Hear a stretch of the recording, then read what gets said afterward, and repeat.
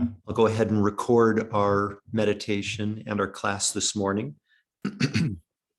Let's go. I'll provide some guidance for our meditation as well this morning. So let's go ahead and settle into a comfortable meditation posture. And when you're ready, using whichever method you find most effective,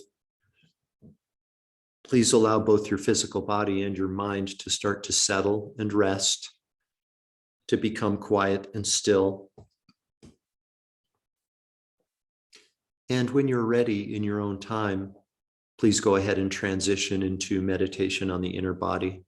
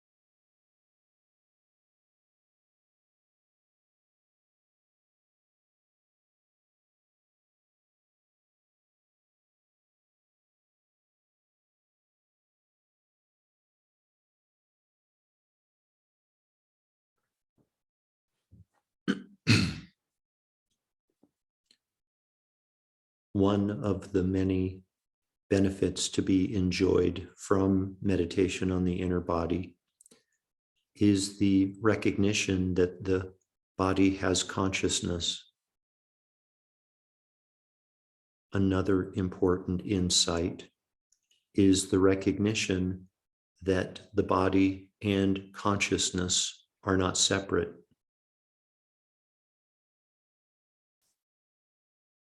As you know, as you know, your consciousness is not confined to the envelope of your skin.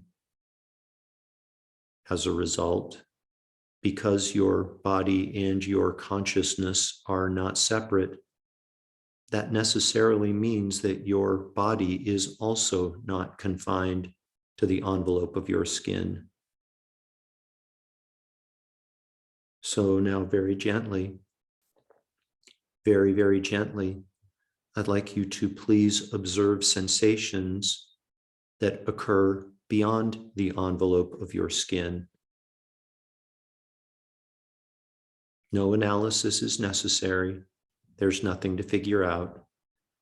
Just silently observe sensations that occur beyond the envelope of your skin and enjoy this practice, which will bring about a direct experience of non-duality.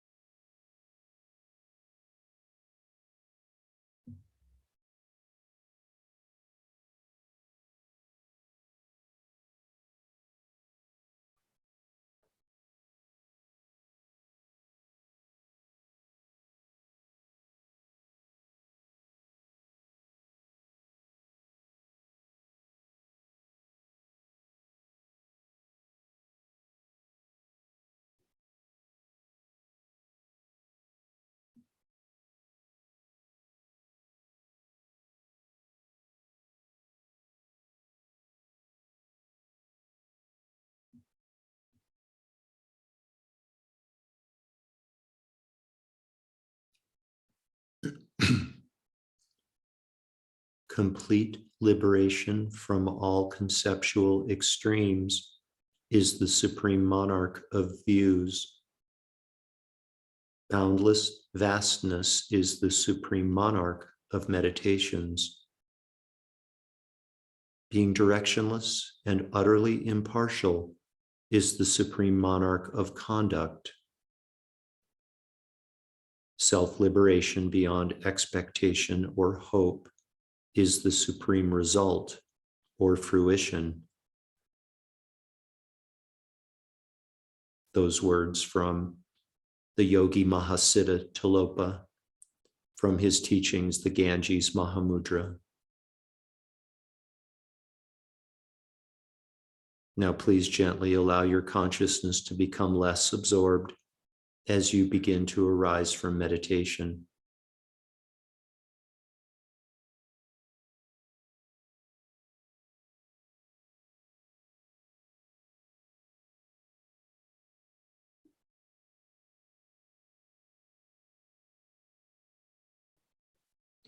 We dedicate all of the merit, all of the positive energy from this morning's meditation to world peace. May all beings without exception have an abundance of pure air and water, delicious, nutritious food, safe, warm, dry, reliable, affordable shelter, and comfortable, functional, attractive clothing. And with everyone's basic needs met, may we all enter and progress on wisdom paths that lead to ultimate liberation from suffering.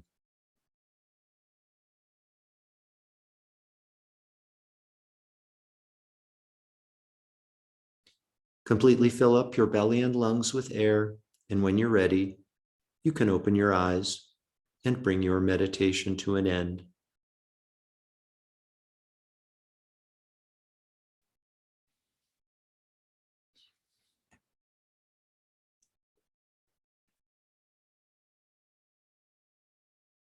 Welcome back, everyone.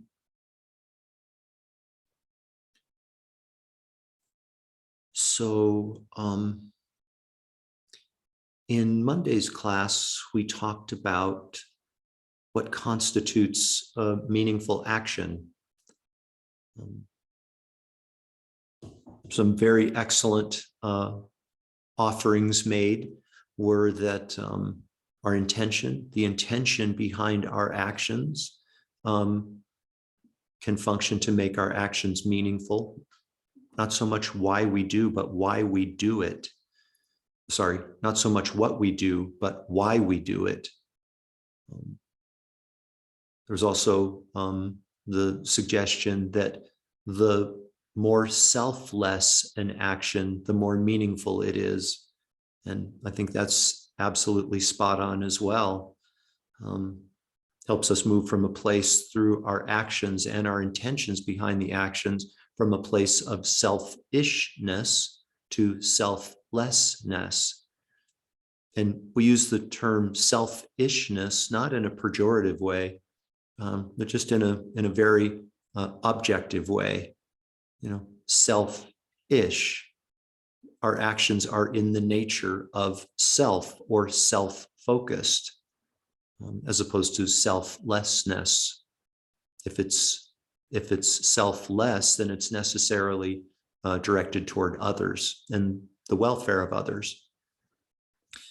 We also talked about, for the majority of our class last Monday, we talked about how presence can make all of our actions meaningful. Being present means being completely free of distractions, being present with what we're doing, free of distraction. And how do we get to a place of distraction-free actions or distraction-free engagement? By doing the thing for the sake of doing the thing, without any expectation, without any hope or fear, without any speculation of an outcome. So I'd like to just dive into that notion a little bit deeper, because You may have been wondering, okay, if I am able to be fully present with whatever action I'm engaged in, whatever action I'm performing might be a good way to put it. If I'm completely present with whatever action I'm performing and I'm distraction free through my doing the thing, engaging in the action, performing the action for the sake of performing the action and nothing more, like, tell me again how I benefit from that. Tell me again how I solve my problems, how that will help me lead a problem-free, more contented life characterized by inner peace. If you were asking that question, then it's an excellent question. You see, the thinking mind is a funny thing. The thinking mind needs to understand why we do something in order for the thinking mind to buy in to a particular practice. There needs to be a definitive, very tangible understanding of the benefits for doing something before the thinking mind will buy in and get on board with that particular practice. Now, a little qualifier to that is that please know, if you don't already know, that the thinking mind will never be satisfied. The thinking mind will never have enough information, will never be satisfied with the level of analysis, interpretation, critiquing. It will never end. The thinking mind will always be looking for a deeper level of conceptual understanding.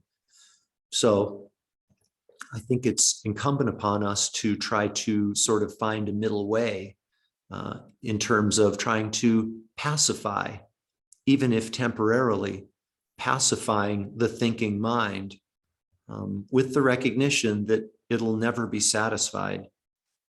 If you need proof of that, if the thinking mind needs proof that the thinking mind will never be satisfied, just look around at the world and kind of the worldly pursuit for more information, for more knowledge. It goes on, and a prudent question I think to ask is, has that increased attainment of knowledge led to a better world? Has it led to a reduction of suffering? Has it led to an increase of happiness? No, I think the answer is very clearly that it has not. Not saying that more information is a bad thing, not at all. Just saying that, if you are looking to increased level of knowledge and information, you're going to be disappointed, I think. So pacifying the thinking mind with regard to being present while we engage in actions, while we perform actions. How do those dots connect? Well, a couple of notions that I'd like to share with you has to do with something I shared at the very start of both of our meditation programs in January of 2021 and in January of 2022. And that is the principle or the premise that success during the meditation session is driven by how we conduct ourselves during the meditation break. Put conversely, what we do during the meditation break determines the success that we're going to have during the meditation session. We can't be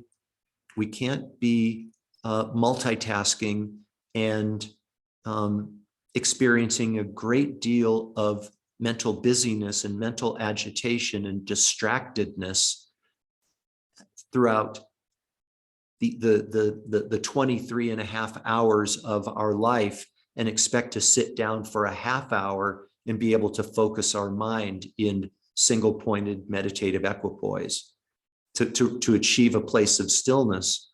I don't know, maybe it's possible. I guess theoretically it might be possible, but we can say very unlikely.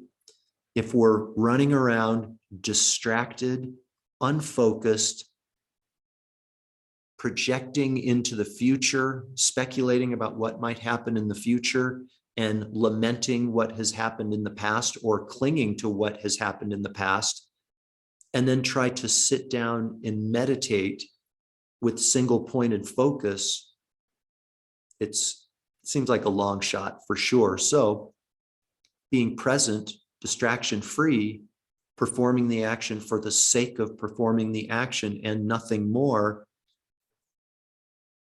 will help create the causes for us to experience fruitful meditation when we sit down for formal practice. I need to back up for a minute. A point that I neglected to make when I was talking about pacifying the thinking mind is that it will never be satisfied. Therefore, at some point, we're going to have to transcend the thinking mind and go to a place of non-conceptual awareness, kind of bypass or transcend the thinking mind. And we accomplish that through meditations. We accomplish it through being present in our daily activities, and more substantially through practice during the meditation session.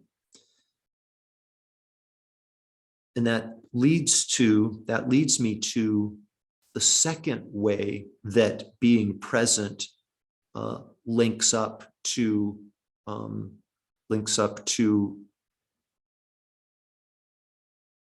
leading a more contented, peaceful life that is characterized by inner peace.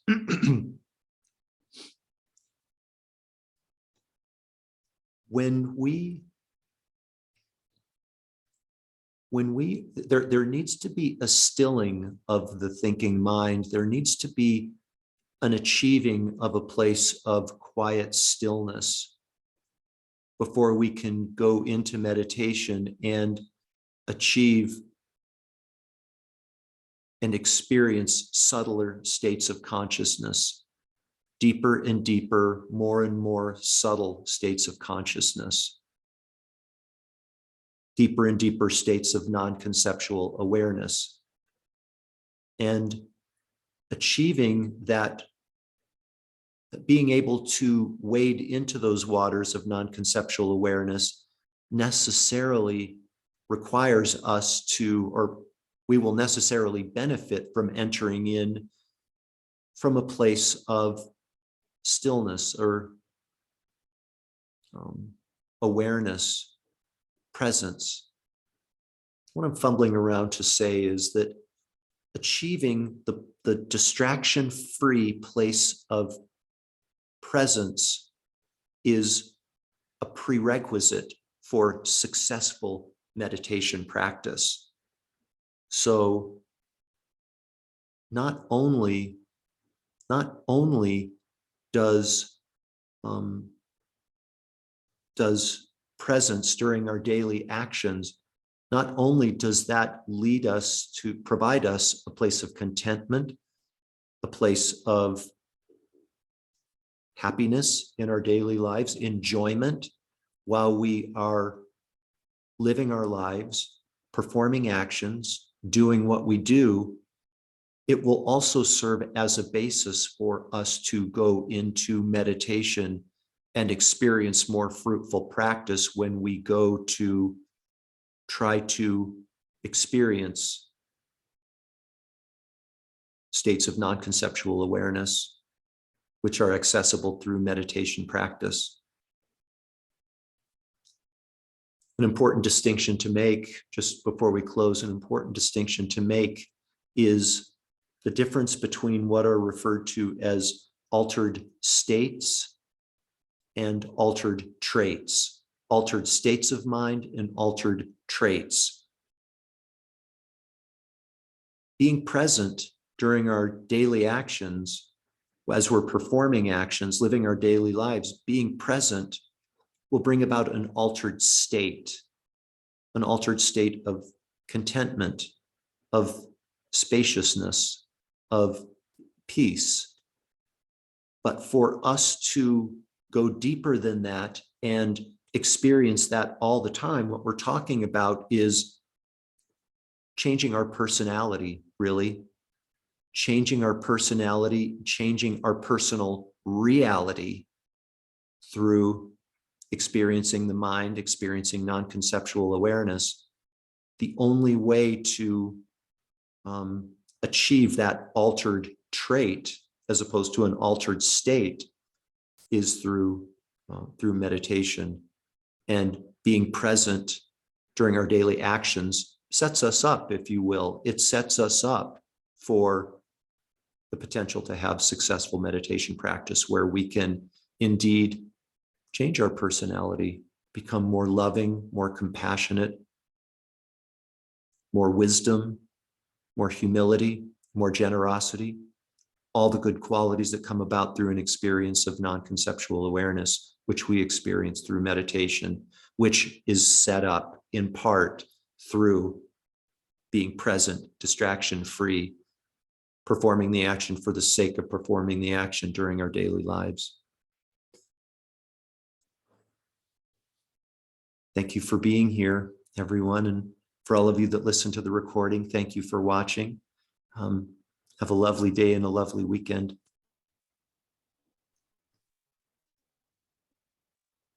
Thank you, Jeff. You too. That was really meaningful. Oh, I'm so glad, Karen. Thank you. Bye. Bye-bye.